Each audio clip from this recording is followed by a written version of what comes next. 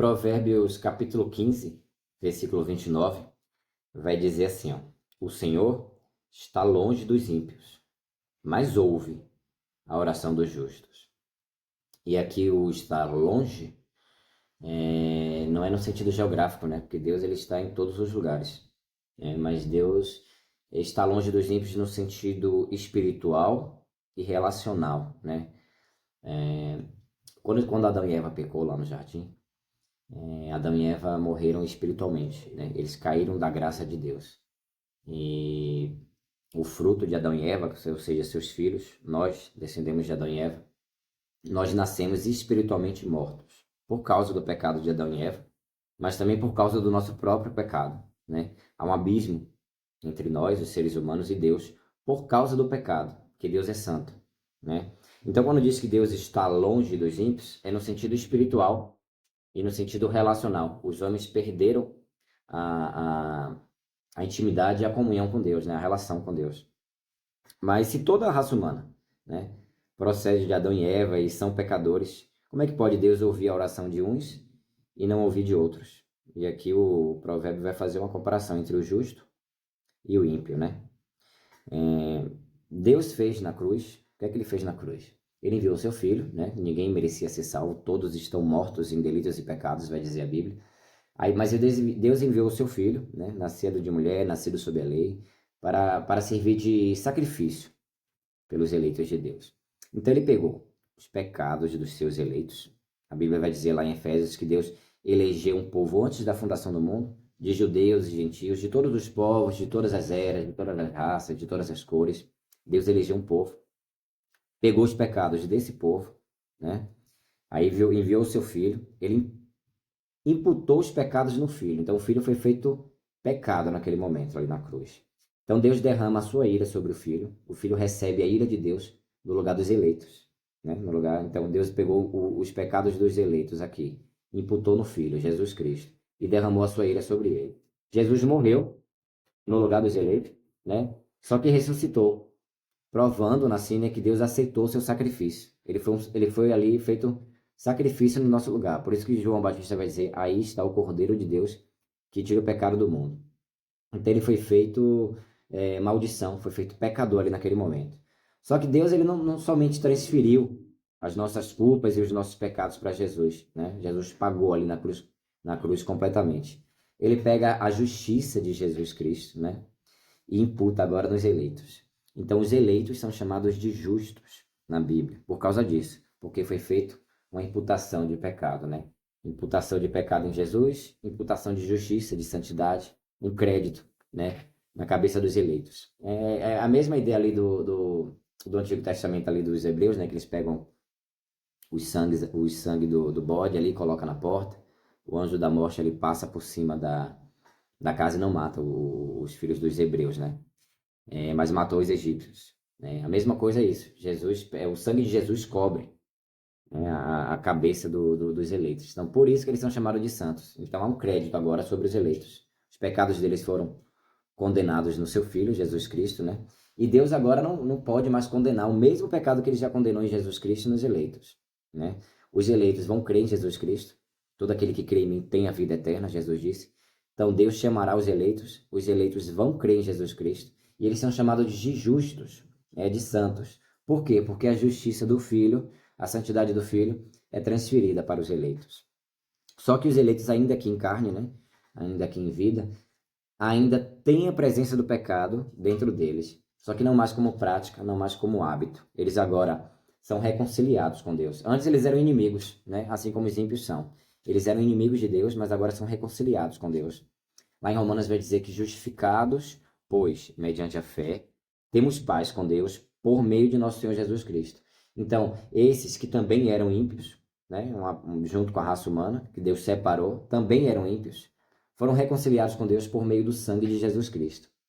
Então, aqui há uma distinção agora entre o ímpio e o justo. Os ímpios são aqueles que não tiveram seus pecados perdoados, não são salvos, não têm o Espírito Santo. É a maioria do mundo, a maioria das pessoas do mundo. Inclusive pessoas que dizem que crer em Deus, né? Mas é a mesma fé dos demônios. Os demônios, eles sabem que Deus existe, né? Se você perguntar para os demônios sabem que Deus existe. Você vê lá com Jesus, né? Eu sei quem tu és, é o Filho de Deus. Muitos ímpios vivem assim, né? Creem em Deus, eles falam assim, ah, não precisa ir para a igreja não, basta crer em Deus, né? Eles creem em Deus. Mas a vida deles não foram transformadas, eles continuam a viver nas suas práticas de pecados, continuam mortos espiritualmente.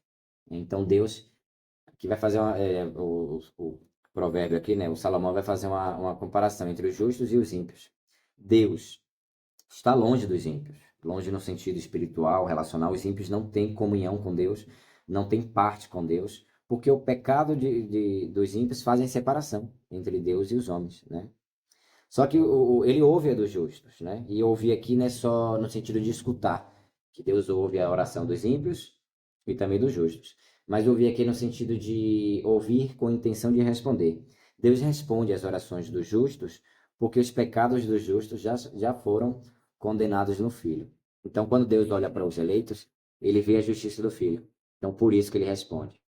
Então, duas coisas que aprendemos aqui. Primeiro, que Deus não responde às orações dos ímpios, não responde às orações daqueles que continuam vivendo na prática de pecados. E às vezes, o crente verdadeiro, que tem o Espírito Santo, né, cai em pecado.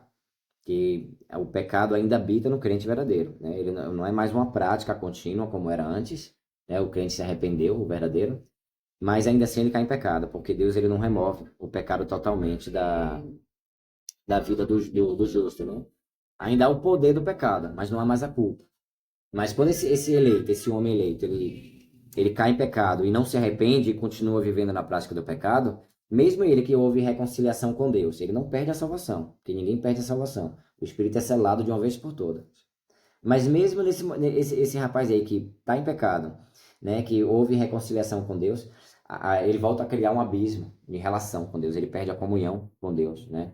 Ele não vai perder a salvação, mas ele perde a comunhão. Davi vai dizer lá, né, no Salmo 51, né?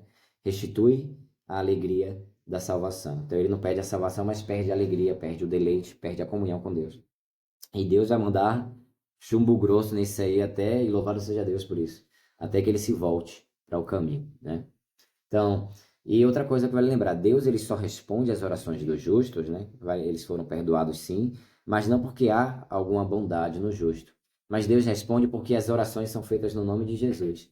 Então, quando o justo, o eleito, ele ora a Deus, ele pede no nome de Jesus Cristo, no nome daquele que foi feito pecado no nosso lugar, no nome do justo, do santo, né? Então, porque é feito no nome de Jesus Cristo, Deus responde, né? Porque tanto o justo quanto o ímpio, né?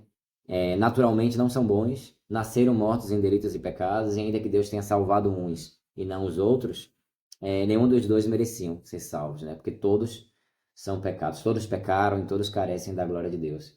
Então, Deus responde porque é feito no nome de Jesus Cristo. A Bíblia vai dizer lá que só há um Deus e um só mediador entre Deus e os homens, que é Cristo Jesus, homem. Deus ele não responde orações no nome de Maria, Deus não responde orações no nome de ninguém, de santo, de nada. Deus só responde orações no nome de Jesus Cristo. E aqui vale lembrar também uma coisa que às vezes tem pessoas que têm mania de pedir assim, ora por mim, ora por mim. Em um certo sentido é verdade que Deus ouve a oração do justo. Então quando alguém pede para orar, ora por essa pessoa. Só que a oração da pessoa ela não tem mais poder. O que tem poder na oração é quando ela é feita no nome de Jesus. A oração ela só tem poder no nome de Jesus. Não é o pastor, não é o padre, não é a pessoa que está orando que tem poder. Não é porque ela é mais santa ou menos santa que deixa de ter poder. A oração ela tem poder diante de Deus porque ela é feita no nome de Jesus e Deus só ouve dessa forma. Então, quando o homem se arrepende dos seus pecados, se volta para Deus, né? Quando vive no caminho da retidão, mesmo assim, mesmo vivendo, fugindo do pecado, ele ainda assim tem que orar no nome de Jesus Cristo, porque Deus não vê bondade nenhuma no salvo e no eleito. E muito pelo contrário, eles ainda pecam, eles são fruto do pecado lá de Adão e Eva, né? Fruto da desobediência. Não são mais aqueles homens que eram, né? O velho homem. O Espírito foi selado neles, mas ainda assim não há bondade neles, né? Ainda não há, mas ainda há a presença do pecado e eles não têm justiça em si próprios, né? Em si mesmos. Então Deus só ouve no nome de Jesus Cristo, né? E muita gente tem essa dúvida, né? Deus responde todas as orações? Não. Ele ouve todas, mas não responde todas. Ele ouve as orações de todos os homens, mas só responde às orações dos justos, porque os justos são aqueles que tiveram seus pecados perdoados, são aqueles que oram alinhados com a vontade de Deus, né? E são aqueles que foram restaurados com Deus, né? Vivem em comunhão, em relação, né? Foram restaurados espiritualmente com Deus. Então Deus não responde às orações nem dos ímpios e nem orações que são feitas fora do nome de Jesus Cristo. Amém? Deus abençoe.